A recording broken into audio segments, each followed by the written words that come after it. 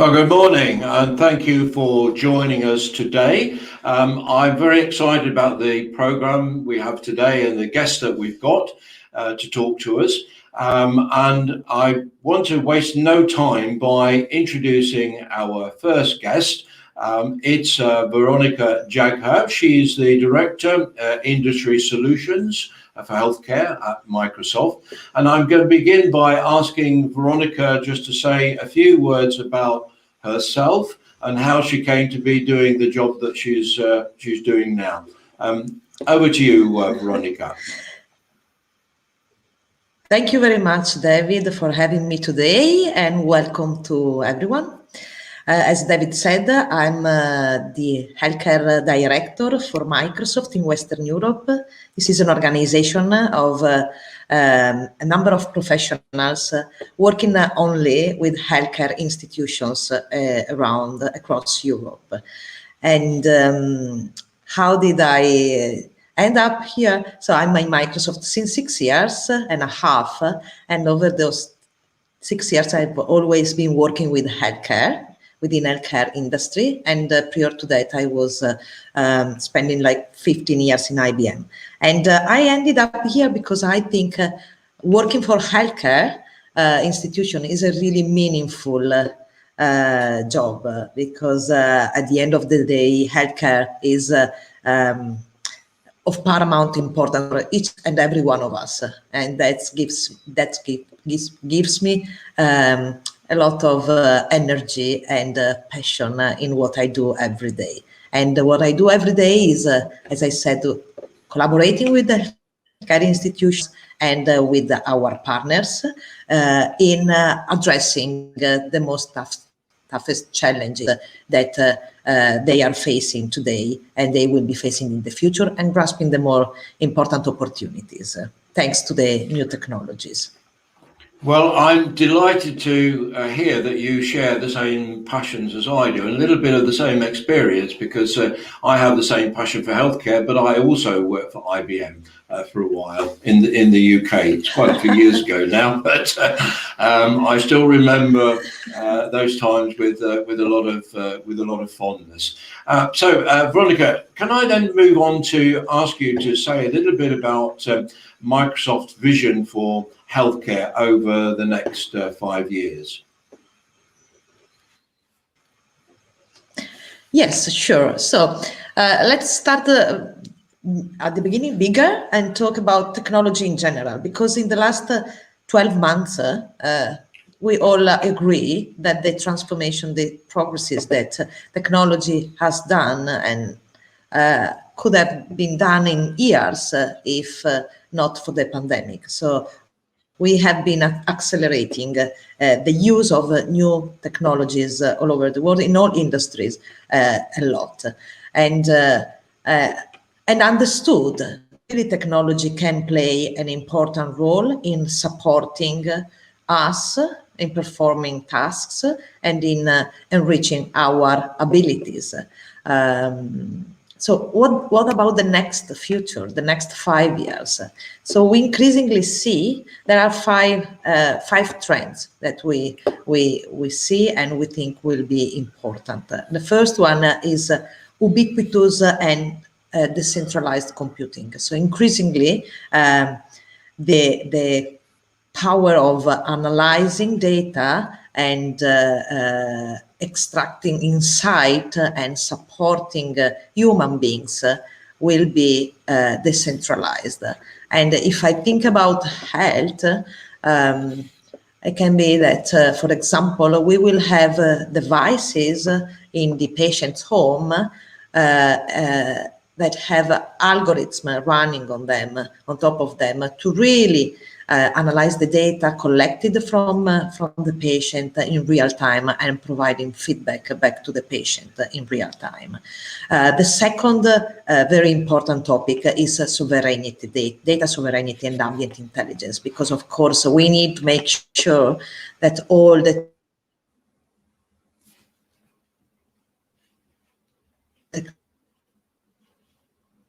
technologies, all the solutions in place, but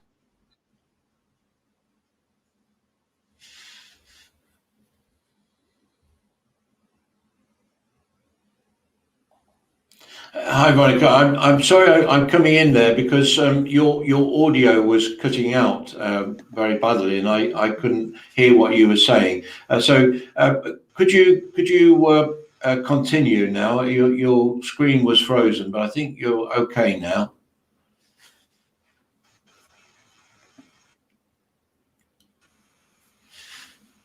I think there is a problem. Can you hear me, David? Yes, I can hear you now. Your screen froze and your audio started being distorted. We heard the beginning part of what you were saying about trends in technology. So could you continue with that? Okay, so let me start again. Sorry for that. So I was saying that we see increasingly 5 trends going forward. And the first one is ubiquitous computing, so the possibility really to run intelligence at the edge. Imagine what does it mean could mean for a healthcare of having intelligent devices, for example, in the home of patients, able to collect data in real time and apply intelligence and apply algorithm to provide back to the patient insights and guidance on the next best action. The second one is data sovereignty, so the important part of compliance and making sure that all the technology comply with the regulation of the country where it is being used. The third one is empowering creators and communities everywhere, because we need to have tools that are easy to use, easy to understand, and potentially easy to deploy and to develop, because we want to empower everywhere. So think about clinicians and nurses being able to design and build the care pathway for the patients according to their knowledge and according to their needs, without needing the help of very technical, deep technical colleagues. Of course, the pandemic teaches us that technology, as I said before, is really important, and we think we will never be back again to the world that we were living before. So technology will increasingly play a very big role in our society, and for that reason we really need to focus a lot on reskilling and training, because especially in some of the countries, if I think, I'm Italian, so if I think about the level of digitization of the population, there are a lot of steps to take to achieve a proper level. And finally, the trust by design. So health, and this is very important for healthcare as well. So you need to really make sure that trust is embedded in every single process and in every single piece of technology. This will be also of paramount importance when we talk about artificial intelligence, which will be on the hype in the next few years. So we need to make sure that we comply with the principles of the responsible AI to make sure that every algorithm will treat people, human beings, in a trustable way. Well, I'm very glad to hear the points that you've made there, Veronica, because I agree with absolutely all of them. But I have to say, and I hope you are not, or Microsoft are not offended by this, but Microsoft seem to be a bit under the radar as far as healthcare technologies are concerned. If you look at Apple and some of the other big players in this space, with the kind of devices that they're bringing onto the marketplace, they seem, anyway, from my perspective, to have a lot more visibility than Microsoft. So could I just ask you to share with you your views on Microsoft's commitment to healthcare? So there is a big difference between us and the other players you were mentioning, because really Microsoft, our vision is to empower every person and organization on the planet to achieve more. And this means that we provide the platforms to our partners in order for them to develop vertical solutions. We will never enter the market as Apple, you mentioned, and other big players did, with our own solution for the healthcare or for any other industry.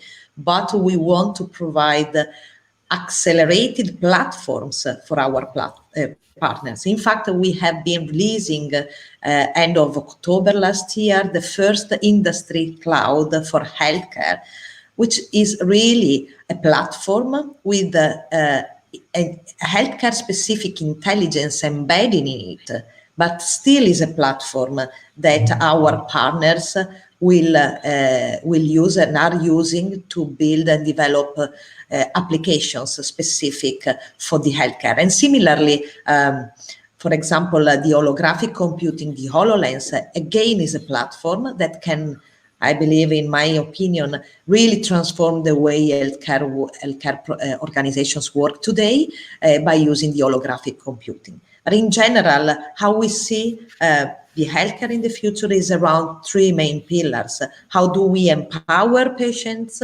How do we empower clinicians with more modern and efficient tools? And how we optimize outcomes by really leveraging the huge amount of both clinical and operational data that are produced everywhere, generated everywhere.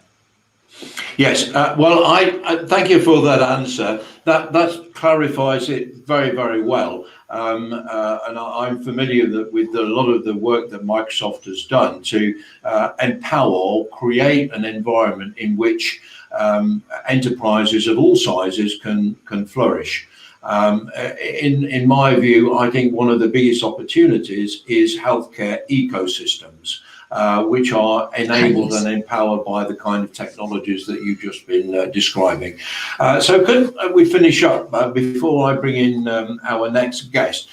Could you say a few words specifically about rehabilitation and digital therapeutics? Absolutely. So the idea that we are developing also with the company, the speaker that will join you after my speech, is the one of a patient journey. So we really to make the healthcare more sustainable over time.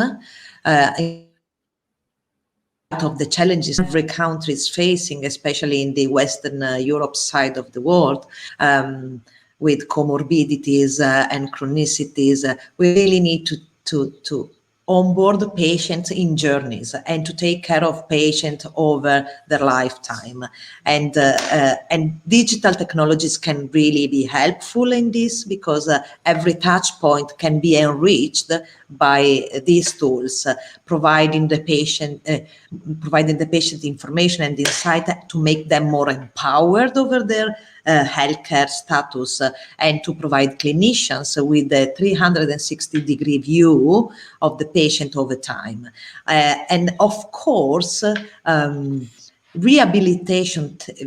virtual rehabilitation is going to be a very important, and digital therapeutics are going to be very important components in this journey, because they will help patients to be adherent to the therapies, and therefore improving the outcomes, but also they will help increasing the efficiency of the institutions that will be able to follow more patients at the same time, so to increase the efficiency. And actually on the digital therapeutics is also already being proved that digital therapeutics has the same outcomes of the traditional drug therapeutics, but less it creates less problems. So it's really, in my opinion, a big opportunity for all our organization in the future. Of course, we need to accelerate, and this is always the big problem, that technology and policy don't have the same speed. So we really need our governments to accelerate in order to make sure that we have frameworks, clear frameworks in which we will be working together with the, as you said, with the ecosystem. So challenges are tough. So you need really to join forces between healthcare institutions, governments, commercial, industrial partners, the all ecosystem, patient association, etc., to make sure that we develop the best possible solutions for ourselves. You're absolutely right there. I've agreed with everything you said, so I can't find any challenging questions to ask you about this. But now it's we're running a little bit behind time, but I'm sure Lucia won't mind. I'm going to bring her into the studio in a second, but before I do, I'm just going to play a little demo video of the Rehability product for those people not familiar with it.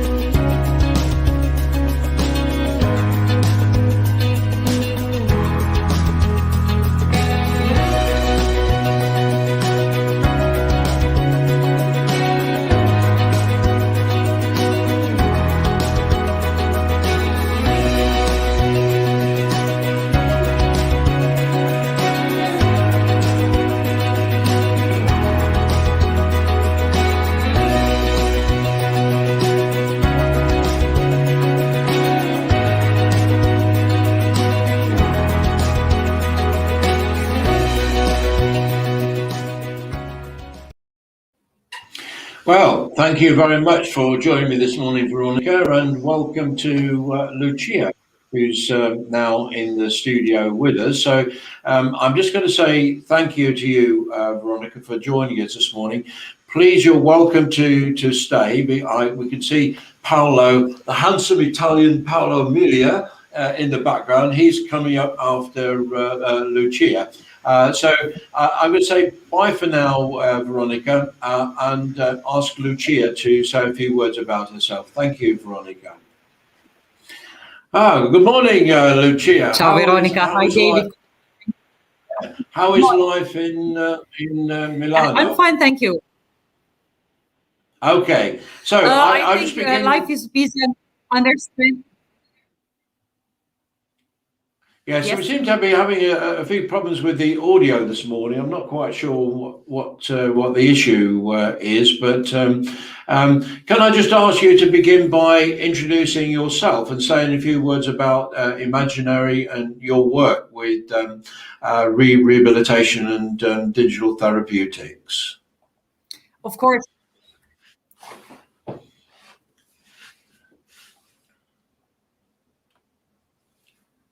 Sure. So my name is Lucia Pannese.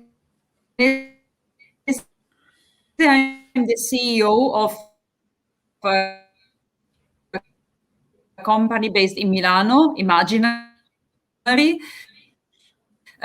We're specializing in serious games, particularly for health and care, and years where we worked on research, we had the chance of stepping into two projects that were the starting research years of what you showed before, so the rehabilitation system.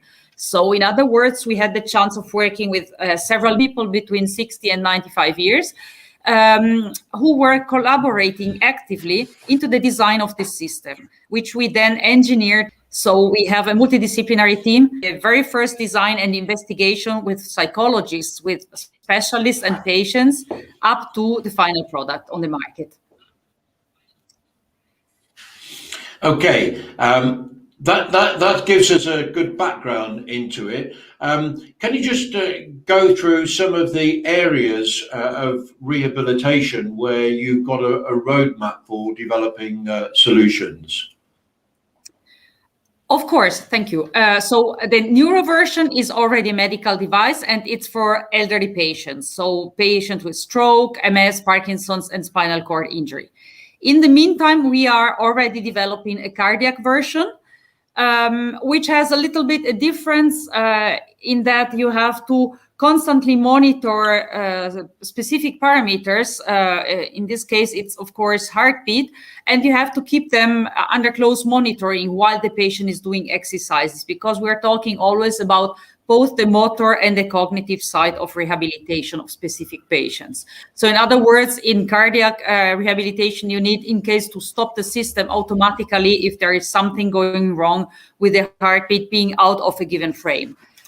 We also are developing a purely cognitive version, which will be running on a tablet instead of with the cameras reading the patient's skeleton working in front of them, which will be rather for active aging, as well as a full range of pathologies that are to be considered from the cognitive side of the story. And we started a feasibility study with a very, very well international and very expert team in Udine. So that's very north of Italy, close to Slovenia over there, and Austria, about rare diseases. So this will be pediatric and about some of the rare diseases. The team is having a look at the system and picking the diseases which we will tackle first. Of course, we also have another couple of pathology lines in the pipeline, musculoskeletal, so the rheumatology side of rehabilitation, as well as orthopedics and, of course, respiratory pathologies. So these are still in the pipeline, although some studies are being carried out here and there. Veronica mentioned the digital acceleration that's been brought about by coronavirus and how that's brought to the fore, but she also mentioned some of the structural problems to do with how these kind of products and services are funded, and the fact that maybe the government and public health services are not really quite prepared for how you finance these kind of solutions. So what's the general business model behind rehabilitate? Well, normally the business model foresees a yearly license for first of all, I have to say that rehabilitation is being sold only to specialists. So there is not a possibility for a patient to buy it for himself or herself directly from us, because we believe that the owners of rehabilitation have to stay within the hands of specialists. So we sell it to rehabilitation centers, clinics, hospitals, and so on. And they buy a yearly license for the system in-house, because they have to start the journey together with the patient. And they buy home kits from us, which they can lend to the patients for the required period, say a couple of months or whatever they need. And the patient can play from home, being, well, in a way, technically connected to the main license. So actually, it's a yearly license system. There is also another thing going on, I believe also accelerated by the pandemic, and it's the interest of big pharma industries who are very keen on having a role in digital therapeutics. So they are, in a way, buying bundles of licenses that they then donate to clinics who can set up proof of concept projects, because I mean, Veronica, of course, has tackled the whole palette of issues and situations. Up to today, there is not a clear reimbursement strategy designed by the governments as to how to reimburse home-based therapy based on digital tools. So in other words, clinics now today can only carry out proof of concept projects to get the right organization in place. Because again, Veronica, of course, is right. It's not up to giving only a tool in the hands of the patient. It's up to designing a whole patient journey, which really means connecting these tools into the whole process that is still not in place out there. Yeah, I can see that it's really quite an exciting time. We seem to be at the verge of really a big acceleration in kinds of solutions that you are developing at Imaginary. Paolo has been waiting patiently in the background, and so I'm going to bring him now into the stream and say, good morning, Paolo, with a very smart new haircut. Yeah. So I will thank you for joining me this morning, Lucia. We're going to be talking again this afternoon. My pleasure. Imaginary are the sponsors of this particular series of sessions. So thanks very much, Lucia, and I will speak to you later. Please stay around if you can. So, Paolo, how are you this morning? Good morning, David. I'm very fine. I just got a bit of panic because I wasn't able to use my Mac with the StreamYard, although I underground the Google Chrome, but I don't know what's happened. So, as you know, technology can help us in every time. So I'm using my iPhone, and I'm here. I'm fine, thank you. Okay. Well, you look very good actually. Your iPhone is working very well. Yeah. I'm aware of a problem with the Mac, and I can't describe to you how it is solved, but I know it is solvable. There is an option in Google Chrome on the map that will allow you to get into that, but there's no time for that now. That your signal is very good. You're very clear. So can I begin by asking you to introduce yourself and your institute? Yeah, my name is Paolo Milia. I am a neurologist. I'm contract professor with the University of Perugia. I'm teaching the opportunity of people affected by neurological disorders to recover after rehabilitation, and I'm the chairman of Neurorehabilitation and Robotic Area of Prosperous Institute. Prosperous Institute is a rehabilitation hospital of 112 beds, mostly related with both orthopedic and neurological patients, but I'm the chairman of the neurological part, and our main approach with rehabilitation is related in the last decade with using technology, especially wearable suite, the exoskeletons, but we are also working with the serious game, recently working with Imaginary in our clinics. So especially in this period, we have a lot of job because we are treating neurological patient, orthopedic patient, and post-COVID patient as well. And as you know, this multi-systemic pandemic is creating a lot of problems also related with neurological signs and symptoms. Yeah, that's very interesting because this is something that is also becoming a bit of a problem in the UK, and they are setting up specific clinics to deal with what described as long COVID. So could you just say a little bit about long COVID and the kind of symptoms and how you are treating those in your clinic? Yes, as I told before, it's the SARS-CoV-2 is a multisystemic disease. And when we are speaking about post-acute COVID-19, we are defining persistent symptoms and or delayed or complicated symptoms after the original 4 weeks from the onset. So we have to understand the neurological symptoms are the most common symptoms after the respiratory one, both related with damage of the COVID-19 on the central nervous system and the peripheral nervous systems, and also because most of the patients, due to the SARS, so due to the acute respiratory syndromes, are admitted within the resuscitatory rooms, and we have long-time effect related with hypokinetic disorders. So we are treating both patient affected by post-COVID and patient affected by long COVID effects.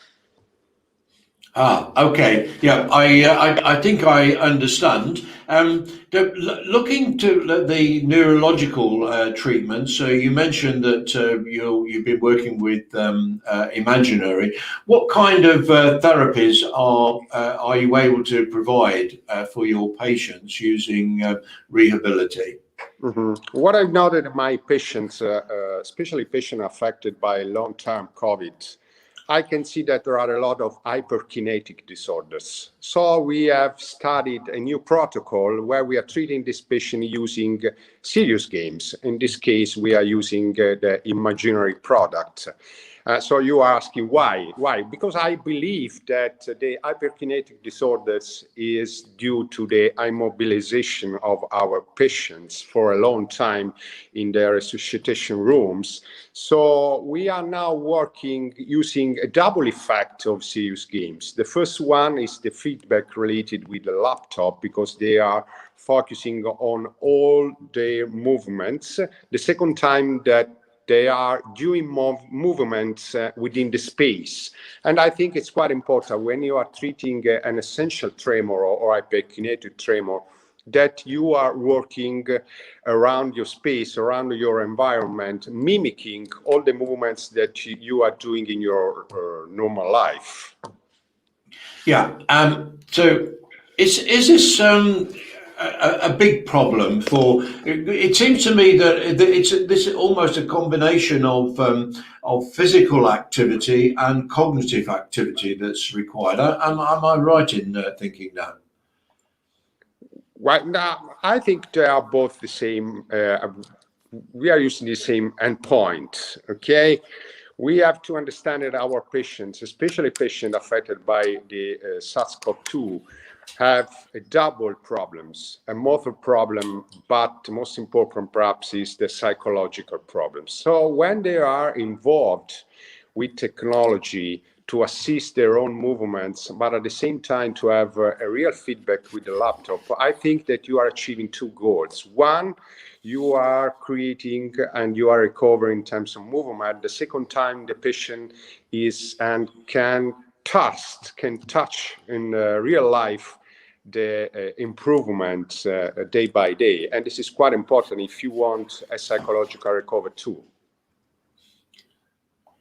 Yeah, I think that's the key point about serious games and gamification, is that the feedback to the patient helps them and encourages them to try and build on their achievements and to reach goals as they would do in normal life. So compliance, I think, is improved enormously with serious games technologies.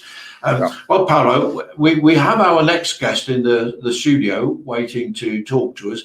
Is there anything you'd like to say before I introduce Ignasi about how you see the future of rehabilitation technologies?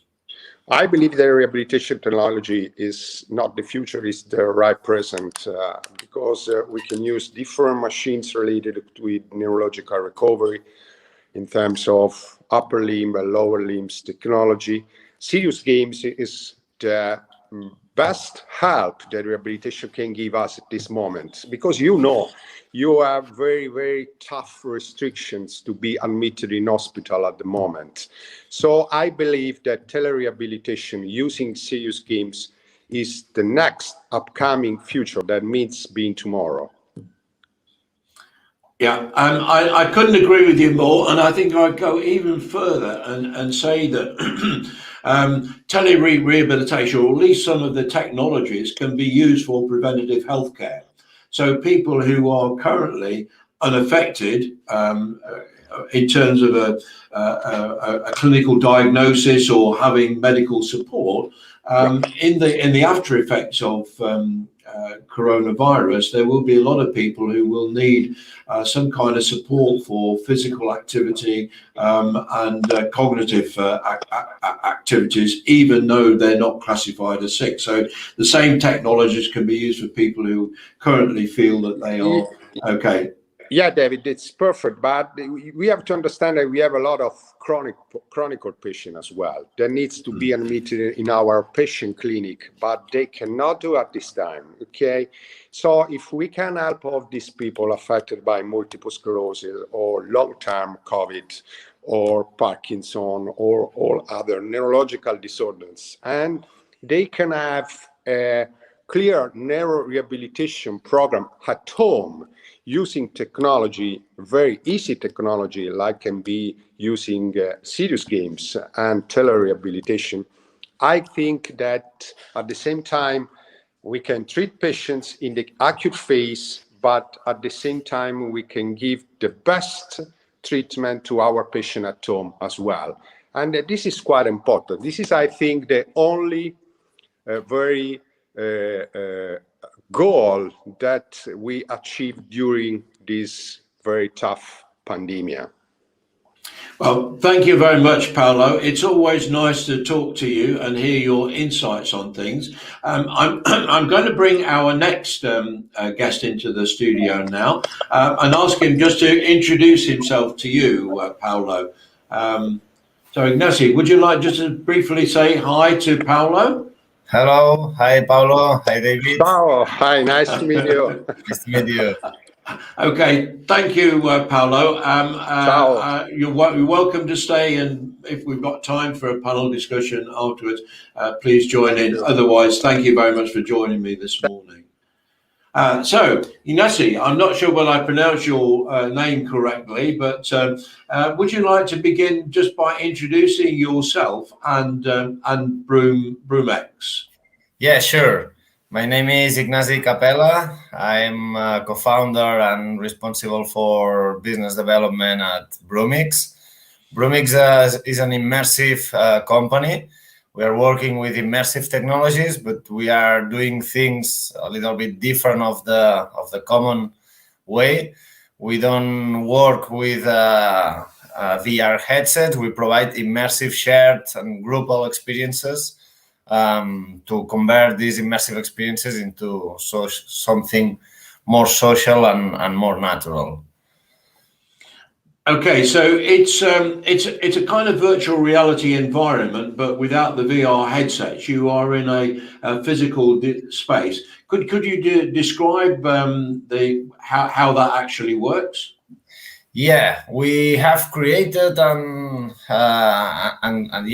developed a complete system of hardware, software, and content based on a projector. We have designed a new kind of projector that it didn't exist before. This projector, when you install it in a room, it projects images in 3 walls and also the ceiling, converting that room into something completely new. And then, depending on the contents, depending on the interactivity and so on, we create in collaboration with the clinics, with medical staff, we create different kind of therapies that can be applied to neurorehabilitation, can be applied to cognitive stimulation, can be used for something very, very common, which is reducing stress and anxiety on patients, but also on clinical staff. Or we can develop another kind of serious games to tackle specific needs related to specific illness or situations. Yeah. Okay, so there's a wide variety of different types of solutions there. So what is your business model? Who are you selling these solutions to? What would be a typical kind of client that you would sell a solution like this to? Yeah. We started in the health. When we created the company, we were not thinking on the health and the well-being wall to start. We were working a lot with hotels, museums, culture, and so on. But it has been kind of reactive. 3 years ago, researchers from Canada, from the Center of Aging and Brain Health Innovation, a research center focused on brain, they discovered us, and they invited us to participate in a research project focused on Alzheimer and dementia. They told us that this kind of technology was already tested with this kind of patients, especially for cognitive stimulation, to train their memory, to do all these stimulation games for their memory, to reduce how Alzheimer develops, but also with the objective of reducing or enhancing their mental well-being, right? At the end of the day, if they are more relaxed and more happy, they will have a better life, and they will be more willing to collaborate and on their rehabilitation. So our first target has been long-term care, psychogeriatrics, all these services related to senior care. But then from this specific sector, we have been able to jump into another type of projects. Now we are working in different projects on providing relaxation, mindfulness therapies to hospitals for their medical staff. We have found an important need on hospitals after this terrible year. The medical staff, especially the nurses and the teams working on emergencies, they have these symptoms of burnout. They have high levels of anxiety, stress, and so on. And we have, with one of the main hospitals here in Barcelona, Vall d'Hebron, as well as with other hospitals, we have created a therapy, a mindfulness therapy for medical staff to reduce their anxiety levels and to be able to manage emotionally themselves through these kind of immersive mindfulness experiences. Could I go back and just ask you about that research project in Canada? Because I came across the use of VR for this kind of therapy for patients with moderate to severe dementia and Alzheimer's in a local hospital not too far away from where I live. And they were basically exploring what kind of virtual environments had a positive effect on their patients. But it seemed to me that it was a very subjective research project. It was basically observing the impact on the patient rather than measuring anything physiological or objective. Was that the same case with your Canada research project? How did that work? Not exactly. What they created were in Canada was a sample, a group of people doing this kind of therapies regularly. At the beginning of the project, they were doing sessions for 20-30 minutes for each patient during 2 weeks, every day during 2 weeks. And they stopped these sessions for the next 2 weeks. This is how they started. Doing that with 30 patients at that time allow them to discover the first indicators.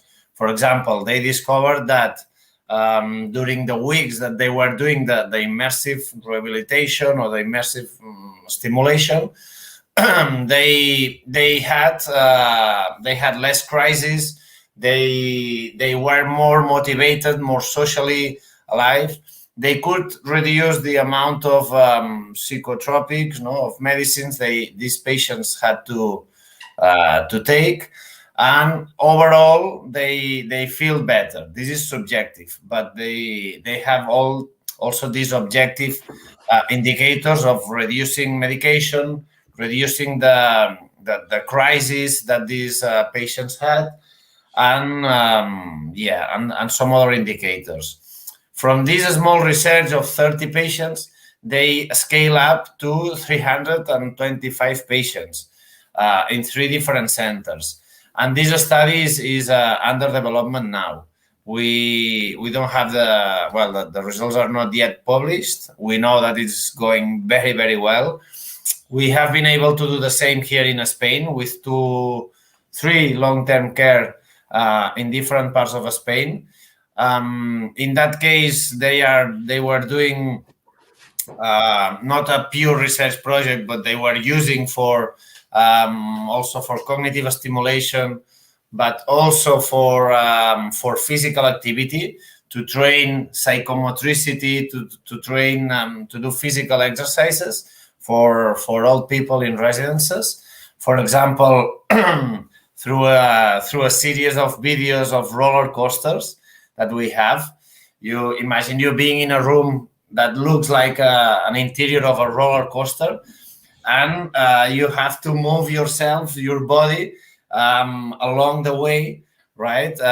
Following the roller coaster. Something that before it was very difficult to motivate and to make this activity a fun activity. They have transformed it almost on a kind of holidays, on something super fun, engaging, but useful also for their training. So yeah, we are discovering different very positive aspects of this kind of immersive shared experiences. And we are on this process of developing the case studies. One of the things that I heard from the hospital in Northampton, who are using VR for a similar thing, was that they were researching basically the kind of environments that patients responded well to. So there would be things like a seaside scene, there would be something like a beautiful mountain scene or a forest. What kind of immersive environments are you seeing as being probably the most effective, if you can generalize? In general, people especially like things that they are familiar, right? That they looks familiar to them. So in Canada, for example, this project has taken place in Ontario. They really enjoyed images of some of nature landscapes close to where they live. For example, Niagara Falls, right? This is something quite common. Thinking on people, that lives in a residence that probably they don't go out very often. What they normally enjoy is or city tours or natural landscapes or kind of documentaries, but they are that take place very close or where they live. This is in general what they enjoy the most. Then and this helps them to stimulate their memory, to start sharing memories of their childhood. This is so emotional for them. It helps them to get back to their childhood and feel better. And in general, and then the therapeutic people, the medical people, start to create these dialogues to stimulate even more their memory. So I think the involvement of human beings and certainly everything that you said there really rings a bell with me. The environments that you have projected in this environment, are they are they generally 360-degree video and images that are of real-world situations? So you mentioned the roller coaster, a 360-degree camera inside a roller coaster. Very affordable technologies these days to be able to capture that. But do you use what you might call synthetic environments, which are created by graphics designers, say in a Unity platform? What are the most popular types of environments? Yeah, we use both. We use real images captured with 360 cameras, especially for these projects with Alzheimer, people with Alzheimer and so on. We go and we shoot real scenarios close to them. For example, one of these projects in Bilbao, we partner with a company called Toroi, a VR producing company, that they have amazing city tours and city documentaries of Bilbao and surroundings. So they are able to go back to and visit the Guggenheim and visit the beautiful landscape surrounding Bilbao. In other cases, right, and we do this quite a lot. We have amazing Mediterranean beaches, we have high hills, we have the Alps, etc., real footage. But then in other cases, we do CGI. We use a lot of computer-generated content. We work with different visual artists, but also we create something in-house. And for example, these roller coaster kind of videos, these are not real footage. We created, we partner with another artist doing this kind of videos. And in this case, it's a CGI. Now it's generated by computer. And now what we are doing, and we are launching very, very soon, is a complete kit or collection of interactive content where users will not only be passive watching the scenarios and talking and so on, but transforming the scenarios. For example, with drawing applications where you can use an iPad to draw or to paint, and what you are drawing or painting is projecting in real time on the walls of your room. So you are the star, no? You are the one transforming and creating this environment depending on you. That's very interesting. I was going to ask you about the interactivity, but I was going to ask you about the interactivity in the sense of with a VR headset, for example, the Oculus Quest 2, for example, you have the controllers where you can interact with your virtual environment. Do you have the same kind of facilities within your situation? Yeah, we are in the process of developing and extending this interactive part. Until now, we use or the mobile phone, the smartphone, or an iPad to interact most of the times, because we want to make it easy. We can use sensors. We can use head tracking or hand gesture, but we believe it has to go step by step. And our smartphone that everybody has in their pocket and everybody knows how to use it is a powerful tool, and we can do a lot of things. For example, the drawing or the painting is an example. You can draw on the screen, but also we can use the mobile phone as a pointer.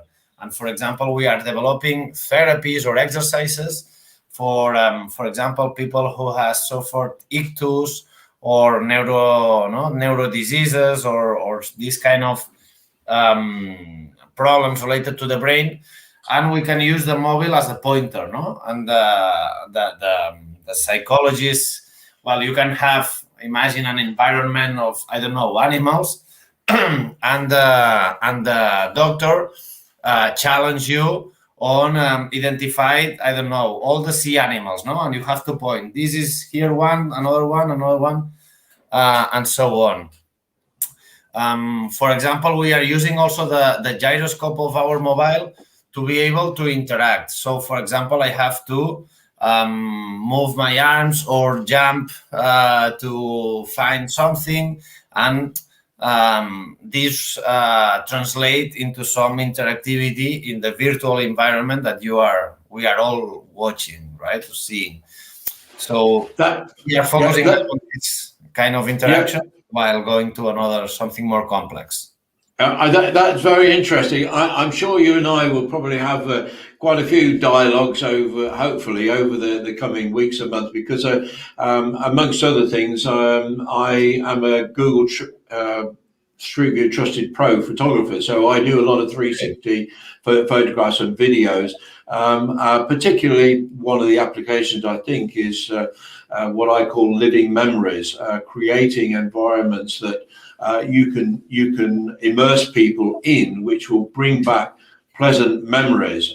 And I think this is going to be something very good and important for people with dementia and Alzheimer's. It allows them to recall their memories and go back into the past. This afternoon, we've got another set of speakers, and by all means, you're very welcome to join us if you are around or available. But one of those is the CEO and founder of a company called XR Health. I don't know whether you know them. But they in particular have developed interactive game applications which not only help with cognitive conditions like dementia, but also can act as tools for detecting deterioration. So I'm thinking in particular there is a kind of boxing glove game where you have these colored balls and you have colored boxing gloves, and you have to hit the right colored ball with the right glove. So this tests your reaction time. And another game based in an airport where you're in the arrivals lounge where all your luggage is coming up on one of the conveyor belts, and you have to be able to remember certain items and react to when you see those on screen. Are you doing anything like that with your applications at the moment? Yeah, we are doing something similar. For example, after all, we are not doing. They are the professionals doing and educating us on how to use the technology. This is super fun and exciting. For example, in some of these long-term care, they have developed memory games. For example, projecting environments of the Arctic. There are a lot of penguins. Well, they have to start counting all the penguins, or something more psychedelic, abstract kind of videos where somehow it generates shapes and images of animals. They motivate them to quickly identify which animals they are, and so on. So we are working on these kind of things. And we are also very open to start discussions and collaborations with companies working in the same field. After all, we are a hardware technology provider with softwares that allows integrations. So our projectors can be used with Unity, with 360 videos, with different files. And we do a lot of these collaboration projects with people who has a specific content developed for these use cases.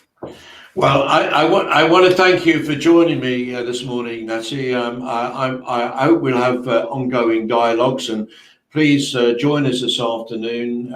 It's 3:30 UK time. I guess it's 4:30 where you are in the afternoon. But thank you very much for your time. We are reaching the end of the program now, and I just want to conclude by sharing a few slides to show people what is coming up in the next program. So thank you very much for joining me today. Thank you. All right. Thank you. Bye-bye. Bye-bye. So we are now reaching the end of the program today. I just wanted to say thank you very much to the speakers that we've had today. Veronica from Microsoft, Lucia from Imaginary, Paolo from Prosperius Institute, and last but certainly not least, Ignasi from Broomx.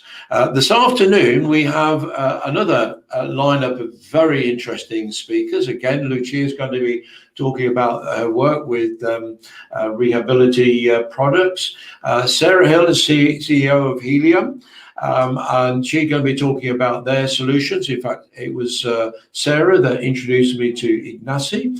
We have Tanjit Singh, who's joining us from Singapore.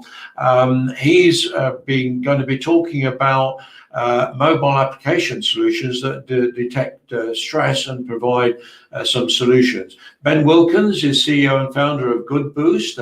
He's got some therapies which are based on aquatherapy and serious games, plus social interaction and gamification. And finally, Aaron Orr is joining us from XR Health that I mentioned just recently. So thank you once again to everyone for joining us. It's now my pleasure to say cheerio and thank you for joining us.